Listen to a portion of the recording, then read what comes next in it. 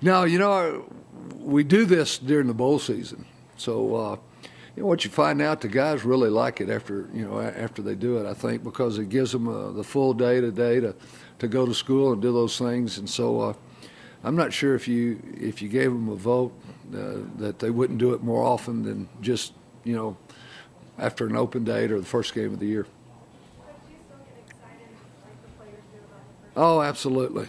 Absolutely. The first day before training camp opens, I don't sleep well, and knowing that, that you're in the game week, there's always butterflies, and there's always, because you don't know for sure what you're going to get. It's a little bit like Christmas. You have a nice package there, but when you open it, you hope it's what you asked for.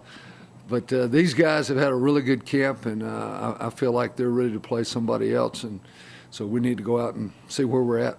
Coach, along those lines, when you think about watching this film, if there's one part of your offense that you really would see a lot of improvement in, what is that? It's kind of, I guess that's a way of asking what's your big concern, but what part of your offense do you want to see really make strides in this first game?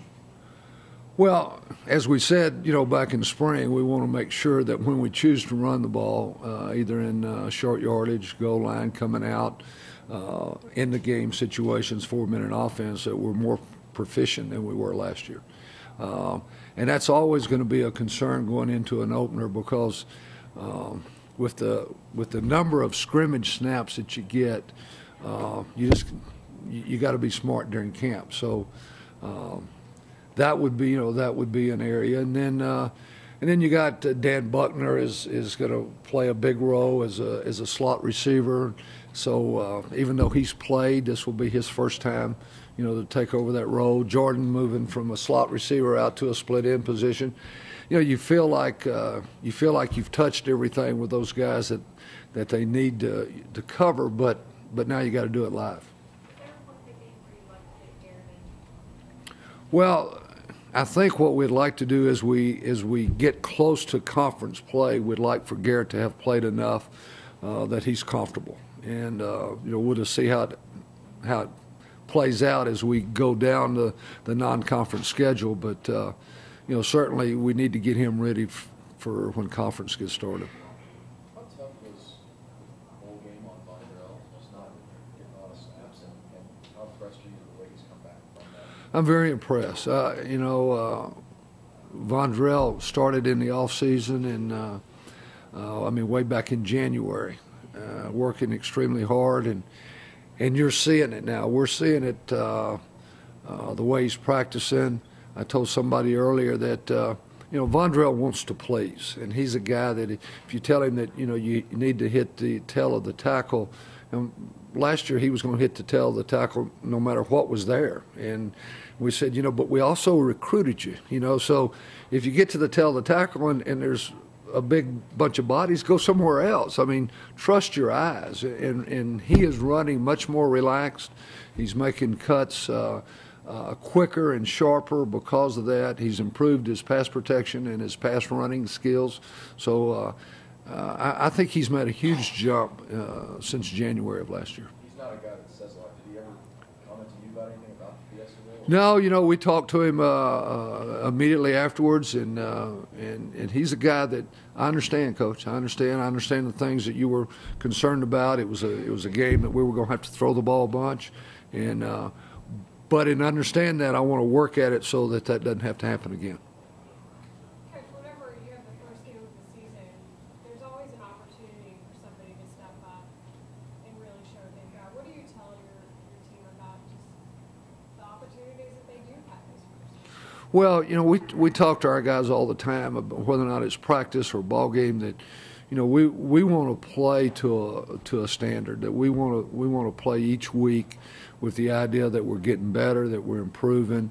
We want to have ball security. We want to have limit the number of foolish penalties that we have, and that you only get 12 of these things that are guaranteed. So you don't want one to slip away from you, and that's the way we're approaching this one. The other thing about this one is that because they have a new defensive coordinator, we're having to do a little. We're studying Louisiana Monroe for personnel, but we're studying New Mexico for schemes. And so, we're back and forth in the film rooms, watching both of those teams. So it creates a guaranteed concentration, so to speak. Seemed like in the opener last year, not only did everybody they came out swinging. I mean, you had the opportunity to call some creative plays and some fun plays too. Do you guys think you're going to be able to do as much creatively this opener? Well, hopefully over the season we will. A lot of times when the creative plays that you're talking about, the gadget plays or the deceptive plays, sometimes what people are doing with their blitz package, really limit those things, because a lot of those plays, you're counting on catching a base defense. And so, but hopefully over the course of the year that we'll be able to do some things that the players like, the fans like, and it gives you a chance for an explosive play. Talk about not sleeping well before camp and then butterflies during game week.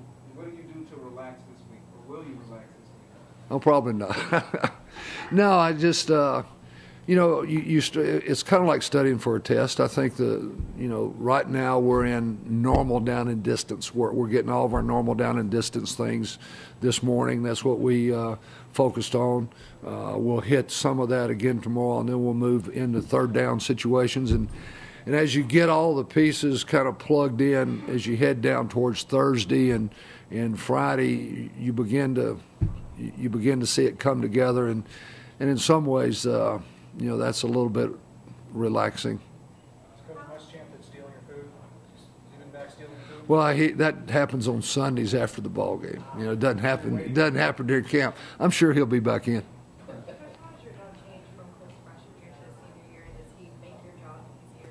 Oh, no question. He makes the job easier. When you're playing with a freshman quarterback, a lot of times you're really trying to manage the game. You're trying to make sure that you don't put those guys in situations, one, that they may not be ready for, or two, that they may be ready for mentally, but they haven't done it enough physically. They haven't had enough reps at it. So as those snaps build up over the course of 4 years now, a lot of times, I will tell him, hey, I'm going to put you in this, and it's your job to make sure it works out. I mean, so that we don't have to try. You're not, as a play caller, there's very few times in the course of a game that you just nail a call. You knew exactly what they were going to do. You knew exactly the play you wanted, and both of those two things fit together. So most of the time you're calling a solid play, and it's the quarterback, it's the line, that their execution makes it better. And the longer that a guy plays for you, the more you know he'll do that.